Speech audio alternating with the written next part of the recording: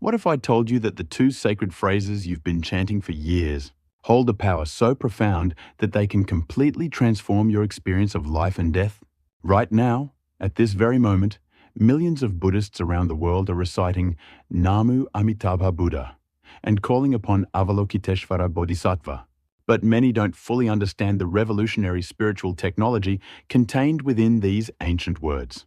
By the end of this video, you'll discover why these aren't just prayers or religious phrases, but actually precise spiritual formulas that the Buddha designed to connect you directly with enlightened consciousness. Stay with me, because what you're about to learn could deepen your practice in ways you never imagined possible. Dear friends, have you ever found yourself chanting these sacred names during difficult moments? Feeling the words flow from your lips, but wondering what's really happening when you invoke these enlightened beings? Perhaps you learned these phrases from your parents or grandparents, repeating them faithfully through the years, yet never quite understanding their full meaning and power. Maybe you've experienced moments where chanting brought you unexpected peace or comfort, but you couldn't explain why these particular words seemed to carry such spiritual weight. You're not alone in this question. Thousands of sincere practitioners have walked this same path of wondering, seeking to understand the deeper mysteries behind these sacred invocations. And here's the beautiful truth that I want to share with you today. These phrases are not empty words or superstitious formulas. They are profound spiritual practices rooted in the deepest Buddhist teachings about consciousness, compassion, and liberation. Today, we're going to explore 4 transformative insights that will illuminate the true meaning and power of Namu Amitabha Buddha and Avalokiteshvara Bodhisattva. If this topic speaks to your heart, consider subscribing so we can continue this Dharma journey together. Many practitioners in our community have found these teachings life-changing. First, let's understand what Namu Amitabha Buddha actually means at its core. When you say Namu Amitabha Buddha, you're doing something far more significant than asking for help from a distant deity. The word Namu comes from the Sanskrit namas, which means I take refuge in or I devote myself completely to. This isn't casual devotion. This is a total surrender of your limited ego self to infinite wisdom and compassion. In the larger Pure Land Sutra, the Buddha explains that Amitabha means infinite light and infinite life. This is not describing a godlike being separate from you. The Buddha is pointing to the boundless, eternal nature of enlightened awareness itself. When the historical Buddha Shakyamuni taught about Amitabha Buddha, he was revealing that within your own consciousness exists this infinite potential for awakening. Think about this for a moment. In our everyday lives in 2025, we're constantly identifying with our limited, anxious, worried self. We think, I am this body that's aging, or I am this mind that's full of fears about the future. But when you invoke Namu Amitabha Buddha, you're actually declaring, I take refuge in my own infinite, luminous Buddha nature. You're shifting your identification from your small, suffering self to the vast, awakened awareness that's always been present within you. Imagine someone who spends their whole life believing they're poor, only to discover they've had a fortune in their bank account all along. That's what this invocation does. It reminds you that infinite wisdom and compassion aren't somewhere outside you that you need to acquire. They're your original nature, just waiting to be recognized and activated. If you're finding value in this teaching, a like helps share this Dharma with others who need it. And please subscribe. We release new Dharma teachings every week to support your practice. Have you experienced this shift in awareness when chanting? Drop a comment and let me know if you've felt this connection. Second, let's explore the deeper meaning of calling upon Avalokiteshvara Bodhisattva. When you invoke Avalokiteshvara, whose name means the one who perceives the sounds of the world, you're activating something extraordinary. Many people think they're calling an external being to come rescue them from suffering. But the Heart Sutra, which is actually Avalokiteshvara's own teaching, reveals a profound secret. In the Heart Sutra, Avalokiteshvara teaches, form is emptiness, emptiness is form. This bodhisattva embodies the wisdom that sees through the illusion of separation. When you call upon Avalokiteshvara, you're not asking a distant savior to help you.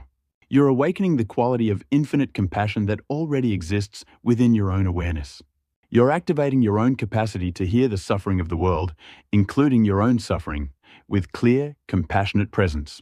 Think about how this works in your daily life right now. You're scrolling through social media and see news of tragedy, conflict, and pain in the world.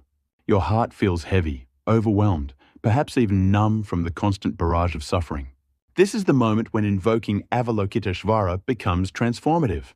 You're not escaping from the reality of suffering. You're cultivating the Bodhisattva's quality of staying present with suffering while maintaining compassionate equanimity. You're training your mind to perceive the cries of the world without collapsing into despair or closing your heart in self-protection. A practitioner I know uses this invocation every time she feels overwhelmed by her adult children's struggles. Instead of drowning in worry or trying to fix everything, she chants the name of Avalokiteshvara and feels her heart expand with compassion that doesn't attach or create more suffering. She's discovered that she can be deeply caring while also maintaining inner peace. I'd love to hear your experience with this teaching in the comments below. And if you haven't subscribed yet, join our growing Sangha. We explore profound Buddhist wisdom every week. Share your thoughts below. Our community learns from each other. Third, these invocations are actually practices of present moment awareness. This might surprise you, but Namu Amitabha Buddha is not primarily about what happens after death in some Pure Land paradise. The Contemplation Sutra teaches that the Pure Land is not far away and can be visualized by those with concentrated minds. What does this really mean? The Pure Land is actually a state of consciousness available right here, right now. When your mind is pure, meaning free from the three poisons of greed, hatred, and delusion, you're already dwelling in the Pure Land. Every time you chant Namu Amitabha Buddha with full presence and devotion, you're creating what Buddhists call a Buddha field in your immediate experience. You're purifying your consciousness from anxiety, resentment, and confusion, and opening to clarity, peace, and wisdom. This is revolutionary for those of us living in the stress and chaos of modern life. You're stuck in traffic in 2025, feeling your blood pressure rising, your mind racing with angry thoughts about being late. In that moment, you remember to chant Namu Amitabha Buddha. Suddenly, something shifts. Your breathing slows, your shoulders relax, and you remember that this moment, even this frustrating moment, is your only reality. You're no longer lost in mental stories about the past or future. You're present, awake, taking refuge in the infinite light of awareness rather than the darkness of your reactive mind. This isn't magical thinking. This is practical neuroplasticity meeting ancient wisdom. You're literally rewiring your brain's default response from stress reactivity to mindful presence. If you're finding value in this teaching, a like helps share this Dharma with others who need it. And please subscribe. We release new Dharma teachings every week to support your practice. Can you relate to this experience of these phrases bringing you back to the present moment? Fourth, these practices cultivate faith as a form of enlightened wisdom. In the West, we often dismiss faith as blind belief opposed to rational understanding. But Buddhist faith, especially in Pure Land practice, is something entirely different. The larger Pure Land Sutra speaks of faith as deep mind, or shin-jin in Japanese, a profound trust in your own Buddha nature and the path of awakening. This faith isn't about believing impossible things or suspending your critical thinking. It's about trusting that the path works when you work the path. It's confidence born from experience that when you genuinely take refuge in infinite wisdom and compassion, your life transforms. Think of it like learning to swim. Before you've experienced floating, being told to relax and trust the water seems impossible. Your mind screams that you'll sink, you'll drown, you need to struggle and fight. But once you've felt that moment when you let go and the water actually supports you, everything changes. Faith becomes direct knowing. Chanting Namu Amitabha Buddha and invoking Avalokiteshvara works the same way. At first, it might feel like empty words or wishful thinking. But as you practice sincerely, you begin to experience moments of genuine refuge, actual peace, real transformation. A retired teacher in our Sangha shared that after her husband's death, these practices were her lifeline. Not because she believed Amitabha would magically take away her grief, but because chanting created a container of presence where she could feel her grief fully, while also touching something vast and unshaken within herself. Her faith wasn't blind belief. It was trust born from direct experience that these practices actually deliver what they promise. A way to face life's deepest challenges without being destroyed by them. I'd love to hear your experience with this teaching in the comments below. And if you haven't subscribed yet, join our growing Sangha. We explore profound Buddhist wisdom every week. Share your biggest insight from today's teaching below. Dear Dharma companions, let's bring this all together. We've discovered that Namu Amitabha Buddha means taking refuge in your own infinite, luminous Buddha nature, not asking help from a distant deity. We've learned that invoking Avalokiteshvara awakens your innate capacity for compassionate presence with suffering rather than calling an external savior. We've understood that these practices are tools for present moment awareness, creating the Pure Land in your immediate experience, not just preparing for an afterlife.